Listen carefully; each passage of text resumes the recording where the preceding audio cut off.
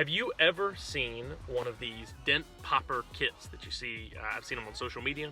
I've seen on TV items. It removes minor dents from hail, car doors, shopping carts. These kits that say that you can glue a little tab. Big, small, just about any size at all. To your dent and give it a lift or give it a pull, and all your hail damage will pop right out. I've got several customers that have brought in repairs. They've attempted to use these kits and they looked really bad. In some cases they damaged the paint. So what I would like to know is the fault of the user, or is it the fault of the product? The only way I think to do this is going to be to have an amateur attempt to do this on someone who's maybe an intermediate, and then I'm a paintless dent repair expert, I would say, and I'm going to attempt it myself. So we'll have 3 levels, and I basically see if it moves any metal, if it pulls any paint, if it shrinks the dent. Anyway, I'm going to run in the store, pick this up, and take it back to the shop. Here we go. So this is not a good sign. This one is an open box. We're actually going to try this brand here. That one, open box. That one actually had been taken apart and was missing some of its components. So we're going to buy this bad boy. So this thing set me back. It's cheaper than I thought, actually. $16.04, and it's the Crossbar Dent Repair Kit. Repairs dents and dings without damaging the vehicle's finish. That's a big key. Includes a glue gun, dent lifters, crossbar with wing nut, adhesive sticks, release agent, and finishing tool. Awesome. So we're gonna check this bad boy out. Let me get the troops together and see what we can do. All right, so I have picked up a scrap hood. So I'm gonna put some dents in this. Here goes nothing. All right, so I'm trying to decide. I've actually got a light set up. This is what we use in the paintless dent repair industry to be able to see exactly what we're dealing with. These kits don't come with that, but I'm gonna let the guys that are doing this repair use this just so that they have a little bit of a chance to repair this, and also so that it shows up on camera. You're gonna be able to see the depth of the damage. The deeper the dent, the darker the shadow is. All right, so now we're gonna do something called a dent depth gauge. It's a tool that we use in the auto repair industry, and specifically in the paintless dent repair industry, to tell how deep the metal is. A lot of times for little small hail dents or door dings, they'll look basically to the naked eye about the same, but one maybe 30 or 40% deeper. This tool is helpful to know what tool we're using, but it also helps us when we're dealing with insurance and customers as well. So first thing we're gonna do is we're gonna zero this out. And we're gonna measure this one, and then we're gonna measure this one. The one on the left, we're gonna let our amateur try. It's the shallowest dent. It's 0.28 millimeters deep. The next dent over is gonna be our intermediate. It's the 0.37 millimeters deep. And then the larger of the 3 is 0.48 millimeters deep. They all look relatively similar. The one on the far right is almost double the depth. It's also a good almost 50% wider, even though if you looked at these 3 with the naked eye, they all look basically the same. That's one of the reasons that we calibrate everything. Not any 2 dings are the same. It's also one of the reasons that in a dent shop we've got so many tools we use, because not any 2 jobs are just the same.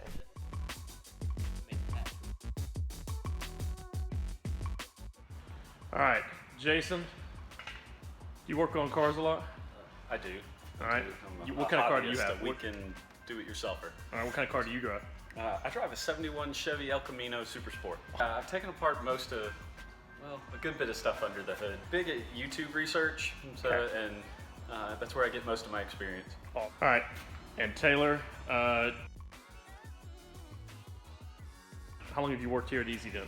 About 6 months. Okay, so you can fix some dents? Yeah, I can get out very small door dings with traditional methods using rods.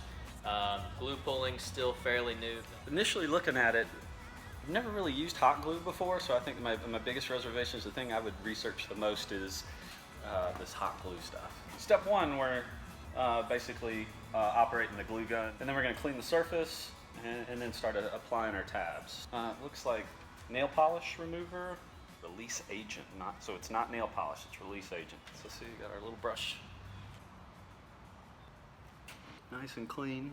As a car guy who does some things on your own, is this the kind of product, if you didn't know me, would you try this on your own? Pretty big on research, and I think what I would first have done is research to see, okay, well, how much would it cost to have somebody else do this? And then is it worth my time and effort to research it and then go out and buy the product? To be honest, the glue is probably the thing I'm the most apprehensive about, that when I would have read the box, I would have been kind of like, I don't know if I want to get into this. Apply heated glue from the glue gun to the end of the desired pull tab. I'm going to use the smaller pull tab. It came with 2 pull tabs, just because we got a pretty small dent here. Apply it to that.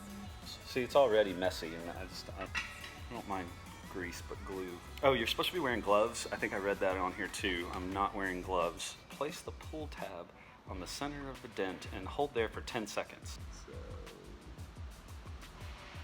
All right, so we've got our crossbar. Thread the wing nut.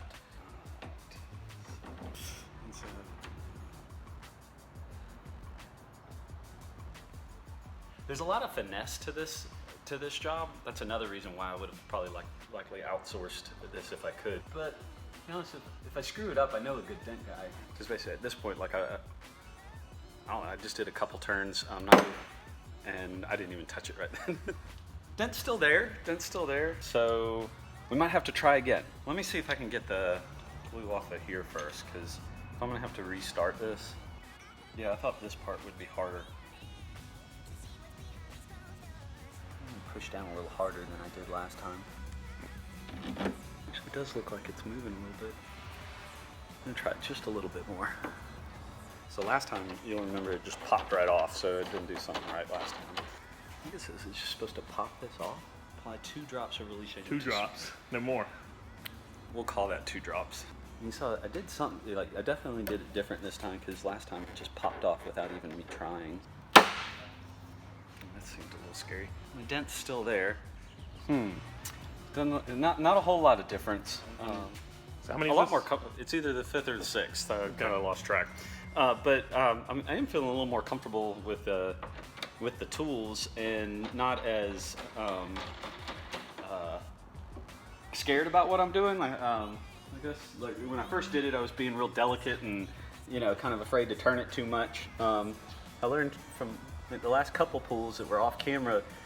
Yeah, you know how like on the first one where it just popped right off, and I'm kind of going for that again. This is the part with the finesse. I don't know when too much is, too many turns is too much, but not everybody's gonna have these really big lights though. Still there, it's getting a little better, but like I said, I think this might be the 6th time.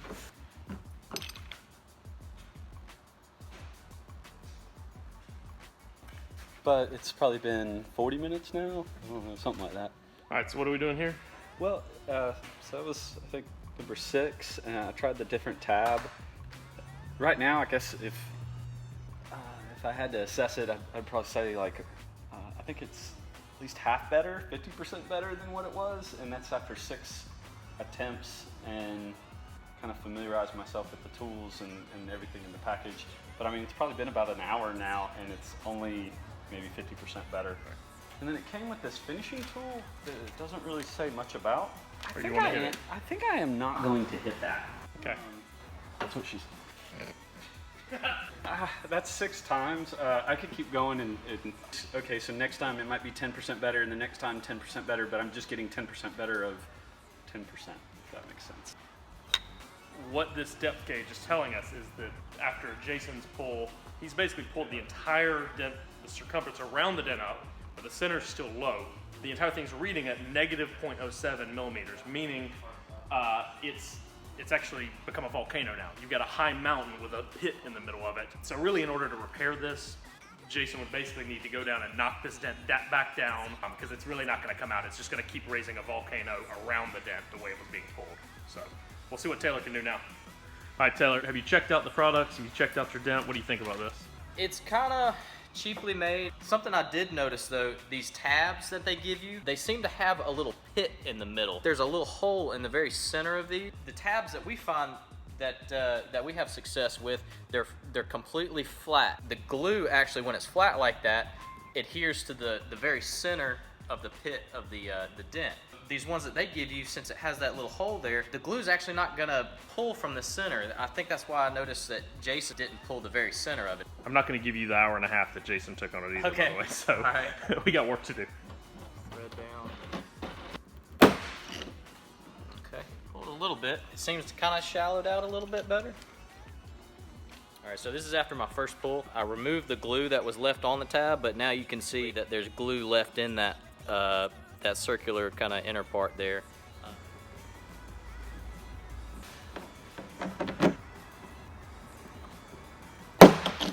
I don't think I did much else. I don't know if it's gonna get much better. It looks like it's shrinking from the outside. Yeah. Maybe a little, but it's still... Trying to use less glue, but just with the gun, just like oozing glue out, it's kind of hard to control that. So what I'm about to do now, whenever we have high spot, we basically brought up the outside almost like a volcano. So what I'm gonna do, take this knockdown that they gave us, knock down those high sides with a hammer, we'll shallow it back out, and then we'll do some more glue pulling.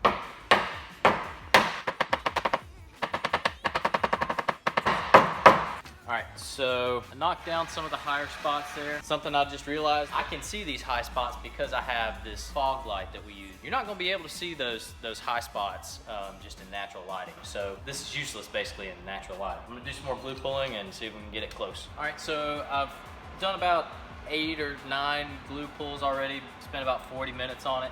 The last few pulls have done a good bit. I knocked down previously, kind of softened up the metal a little bit. We still had this tight little dent. Not sure if we'll be able to get out the center of it, but also if you'll notice there's this ring around the dent. The edge of the glue caused that circle there.